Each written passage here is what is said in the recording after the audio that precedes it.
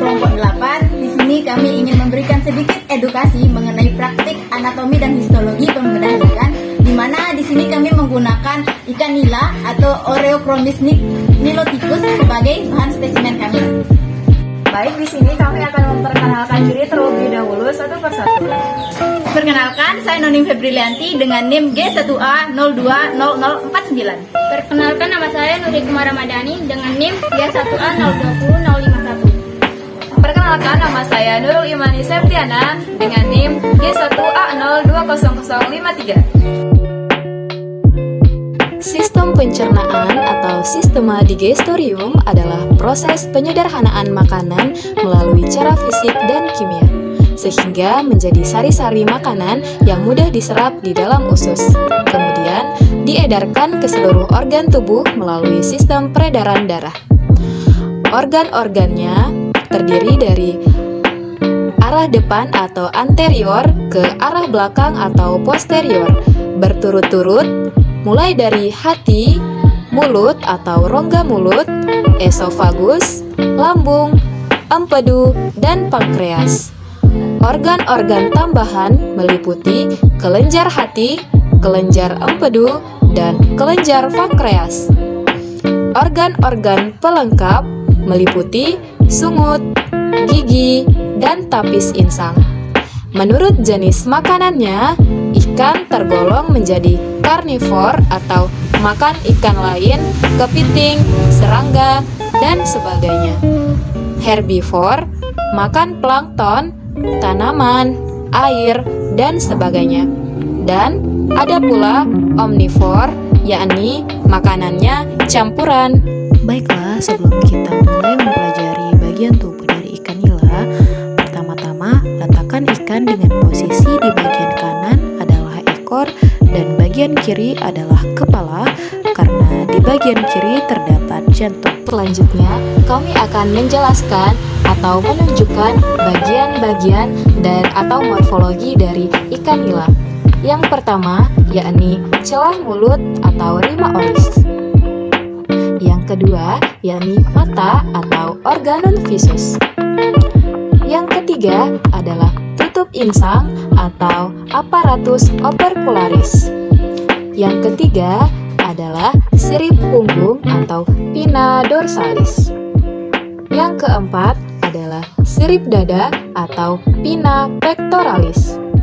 Yang kelima adalah sirip perut atau pinna abdominalis. Yang keenam adalah sirip belakang atau pinna analis. Yang ketujuh adalah sirip ekor atau pinna caudalis. Berikut adalah alat dan bahan yang kami gunakan. Selanjutnya yakni proses pembedahan pada ikan. Kita mulai dari bagian tengah punggung sampai ke anus.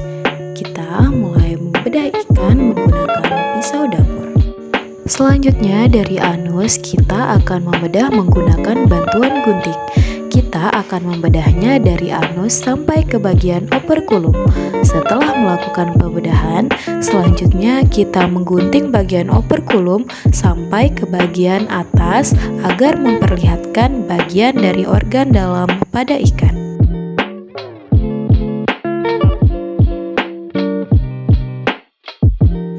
Baiklah, setelah kita selesai membedah ikan nilanya, sekarang kita akan mulai menjelajahi saluran pencernaan.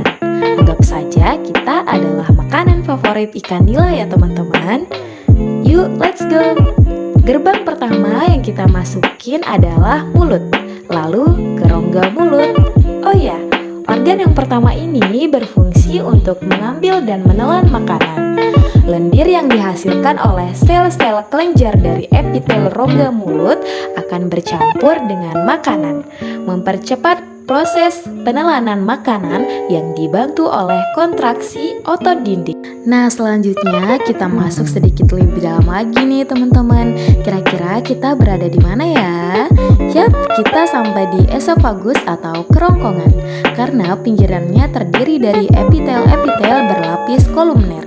Ia terletak antara faring dan lambung. di mana fungsinya untuk menyalurkan makanan dari mulut ke lambung. Dalam organ ini juga mengandung lendir yang berfungsi untuk membantu penelanan makanan. Nah, selanjutnya mari kita jalan sedikit dan kita sampai di lambung ikan nila atau bisa disebut ventriculus ataupun perut besar. Organ ini berfungsi menyimpan makanan dalam jumlah yang besar setelah selesai makan, lalu mengaduk makanan dengan sekresi serta pengosongan makanan dan menyalurkannya ke usus. Seluruh permukaan lambung ditutupi oleh sel mukus yang mengandung mikropolisakarida yang agak asam, berfungsi sebagai pelindung dinding lambung. Yap, sekarang kita lompat ke usus atau intestinum. Pada ikan nila, ususnya panjang nih teman-teman, karena ikan nila merupakan jenis ikan herbivore.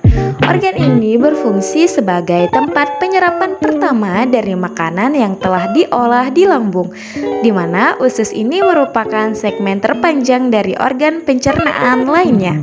Kemudian bagian selanjutnya yakni rektum. Rektum merupakan saluran yang berfungsi dalam penyerapan air dan ion. Nah teman-teman, sari-sari makanan diserap oleh organ yang kita lalui tadi.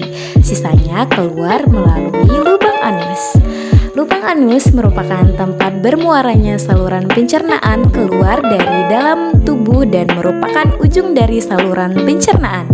Anus terletak jauh dari kepala, sedangkan pada ikan yang bentuknya bulat atau bundar, anus terletak dekat dengan sirip dada.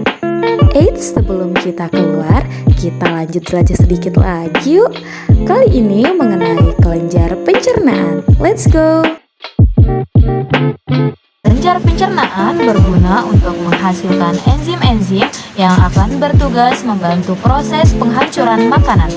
Kelenjar pencernaan terdiri atas hati, empedu, dan pankreas.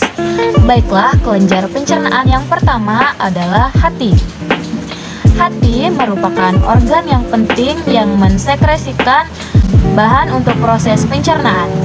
Organ ini umumnya merupakan suatu kelenjar yang kompak, berwarna merah kecoklatan, dan posisi hati terletak pada rongga tubuh bagian bawah. Di belakang jantung dan di sekitar usus depan, di sekitar hati, terdapat organ berbentuk kantong kecil, bulat, oval, dan berwarna hijau kebiruan. Organ ini bernama kantung empedu yang berfungsi untuk menampung cairan empedu yang disekresikan oleh organ hati. Secara umum, fungsi hati sendiri sebagai tempat metabolisme karbohidrat, lemak, dan protein, serta tempat memproduksi cairan pada empedu. Baiklah, kelenjar pencernaan selanjutnya yakni pankreas. Pankreas merupakan organ yang berukuran mikroskopik sehingga sukar dikenali. Fungsinya antara lain menghasilkan enzim-enzim pencernaan dan hormon insulin. Untuk diketahui, selain sebagai saluran pencernaan, lambung juga berperan sebagai kelenjar pencernaan.